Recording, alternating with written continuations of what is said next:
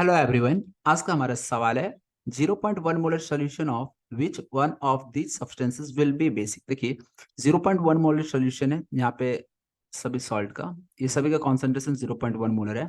आपको बताना which one of this will be basic, इनमें से कौन बेसिक होगा यही बताना है। तो एक एक करके हम लोग फॉर्मूला की बात करते हैं। सोडियम बोरेट, सोडियम बोरेट होता क्या है? सोडियम बोरेट होता है Na3BO3, क्योंकि BO3 पे 3 माइनस, यही आपका बोरेट आयन कहलाता है, BO3-3। तो जब हम इसको सोडियम बोरेट बनाएंगे तो फार्मूला बन जाएगा Na3BO3।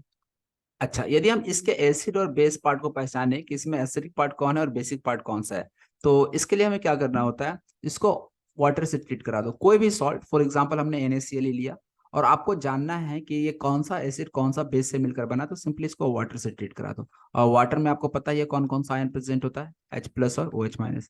और ये जो सॉल्ट गिवन है इसको भी प्लस माइनस में तोड़ो। उसके बाद क्या करना है, प्लस वाले को माइनस के साथ, माइनस वाले को प्लस के साथ जोड़ दो। तो Na आपका OH- के साथ कंबाइन करके NaOH बना देगा और Cl-H के साथ कंबाइन करके HCl बना देगा। मतलब ये हुआ कि NaCl जो है ना वो आपका HCl एसिड और NaOH बेस से मिलकर बना है।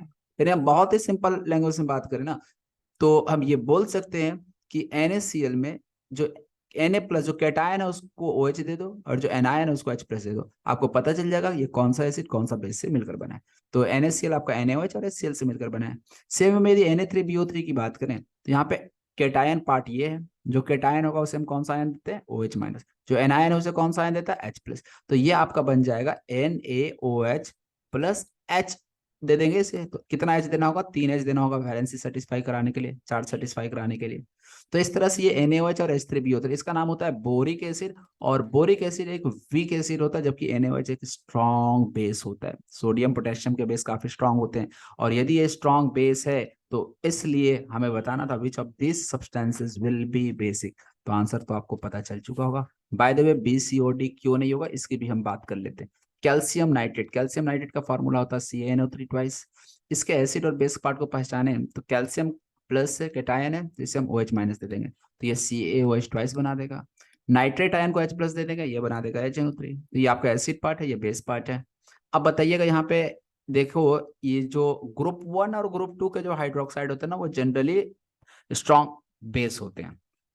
और जितने भी मिनरल एसिड होते हैं HCl, H2SO4, HNO3, ये सारे स्ट्रॉन्ग एसिड होते हैं। तो ये स्ट्रॉन्ग एसिड और ये स्ट्रॉन्ग बेस है। और यदि स्ट्रॉन्ग एसिड स्ट्रॉन्ग बेस के सॉल्ट की बात करें तो वो आपका न्यूट्रल सॉल्ट होता है, ना कि एसिडिक ना बेसिक।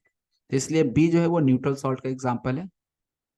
सी ऑप्शन की बात करें NH4Cl, अगेन इसका NH4+ और Cl- है। अब आपको पता चल गया होगा कि किसको H+ देना है किसको OH- देना है। तो NH4+ है तो यहाँ OH दे देंगे इसको, तो NH4OH। Cl- है इसे H+ दे देंगे, HCl। अब ये स्ट्रॉन्ग एसिड है और ये आपका वीक बेस होता है, तो ये जो सॉल्ट होगा वो आपका एसिडिक इन नेचर होगा। हमें तो बताना था बेसिक सॉल्ट, तो इसलिए सी ऑप्शन भी नहीं होगा, बी भी नहीं होगा। लास्ट ऑप्शन डी की भी बात कर लेते हैं। सोडियम सल्फेट Na2SO4, इसको यदि हम देखें तो Na यहाँ पे प्लस के साथ है तो ये NaOH, और सल्फेट माइनस है तो इसको H+ दे देंगे। कितना H+ देना होगा, 2H देना पड़ेगा। तो इस तरह से ये H2SO4 बना दिया। तो इस तरह से ऑप्शन डी की बात करो तो ये strong base strong acid, strong acid में HCl, HNO3, H2SO4 ये सारे स्ट्रॉन्ग एसिड होते हैं। तो again strong acid strong base से मिला तो ये भी आपका जो सॉल्ट बना वो न्यूट्रल सॉल्ट बन गया। जबकि आपको बताना गया था will be basic in nature, तो बेसिक केवल कौन सा आ रहा है, ऑप्शन ए सोडियम बोरेट। तो इसलिए सवाल का सही जवाब हो जाएगा option A. Hope you understand this question. Thank you for watching video.